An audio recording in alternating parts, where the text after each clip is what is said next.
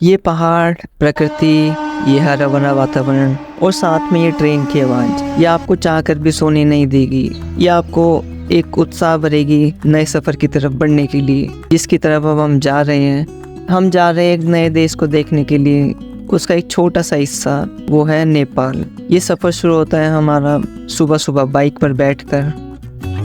देखिए दोस्तों, हम कोई प्रोफेशनल मोटो ब्लॉगर तो है नहीं, इसलिए हमारे पास थी बस दो नॉर्मल सी स्प्लेंडर, जिनके सारे हमने ये नदियाँ, जंगल, सब रास्ते, ये खूबसूरत वादियाँ, हमने इनको चीरते हुए हम आगे बढ़े। हमें रास्ते में मिला बदनाम बुलडोज़र।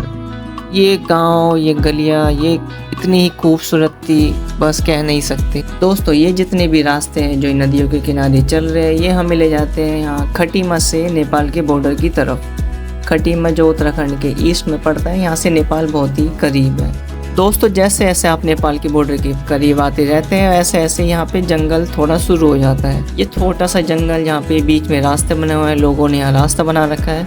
दोनों देशों के बीच आते जाते हैं यहाँ के जो लोकल निवासी है, दोनों देशों के कोई व्यापार के सिलसिले में यहाँ पे इधर उधर आते जाते रहते हैं। और हाँ, मैं अंकल जी की एक तारीफ़ तो करना चाहूँगा कि इस रोड पर जो उन्होंने बाइक चलाई है, वो मतलब शानदार। ये ऊबड़ खाबड़, ये टेढ़े मेढ़े रोड जहाँ पता नहीं होता कहाँ कोई मोड़ आ जाए, वो एकदम ही शानदार था।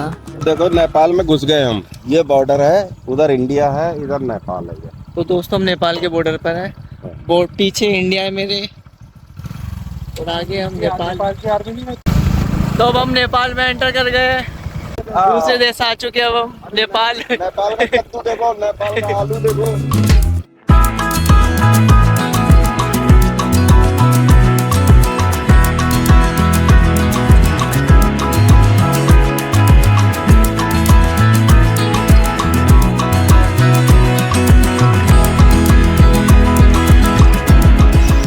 तो दोस्तों, अब हम यहाँ पे इस पुल पे आ गए जो नदी के ठीक ऊपर है, और पूरा पतला सा लोहे का पुल है। झूला पुल है, झूला। तो हम आ गए नेपाल में, नेपाल की धरती पर, नेपाल की नदी के ऊपर, और इस लोहे के झूले पे अपने वतन से दूर आ गए। तो ये जो पुल है दोस्तों, यहाँ पे जो गांव है छोटा सा नेपाल में, वो लोग जो है इसका उपयोग नदी को इस पार से नदी के उस पार जाने के लिए इसका उपयोग करते हैं।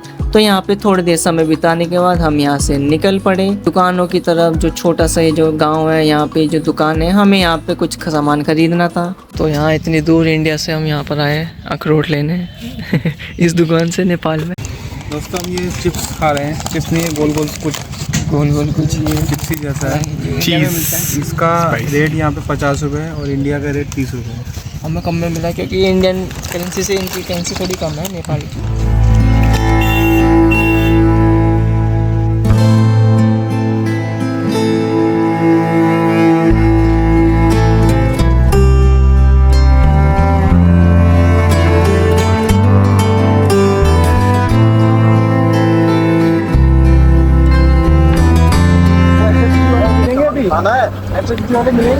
चाऊ चाऊ मैगी, नेपाल की मैगी चाऊ चाऊ।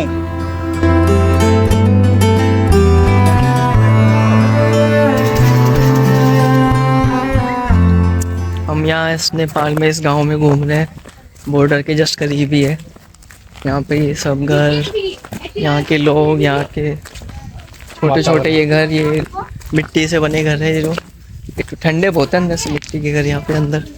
तो अंकल जी हमें इस गांव में लाया ताकि हम देख सकें यहाँ के लोग कैसे रहते हैं, कैसे वो कपड़े पहनते हैं, किस तरह के उनका रहन सहन है, खान पीन है, कैसे वो अपना जीवन यापन करते हैं। और सबसे अच्छी बात यही है कि यहाँ पे पोल्यूशन एकदम जीरो है, शहर से एकदम दूर एकदम। क्या नाम है आपका? विद्या। विद्या बालन। स्कूल भी जाती हूँ ये वाले स्कूल में, इसमें है ना? हाँ।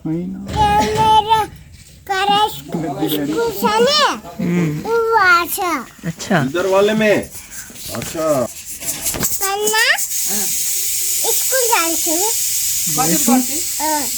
कतो में पढ़ती? 8th क्लास में। 8th एक अच्छा है, फर्स्ट में हो। इतनी देर तक नेपाल की धरती पर रहने के बाद हमें डर था कि कहीं हम नेपाल के ना हो जाए, इसलिए हम अपनी धरती की तरफ निकल पड़े, फिर से बाइक पर सवार होकर। इस बार बाइक की कमान मैंने संभाली और मैंने अब अंकल जी को पीछे बिठाया और कहा कि आप पीछे बैठो आराम से, अब मैं चलाऊंगा आगे का सफ़र। वो है इंडिया के जंगल, अभी हम नेपाल में हैं।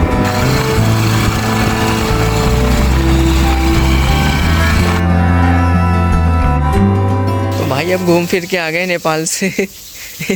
अब धुलेगी कार और कार धो के चलेंगे सीधा दिल्ली अपने घर।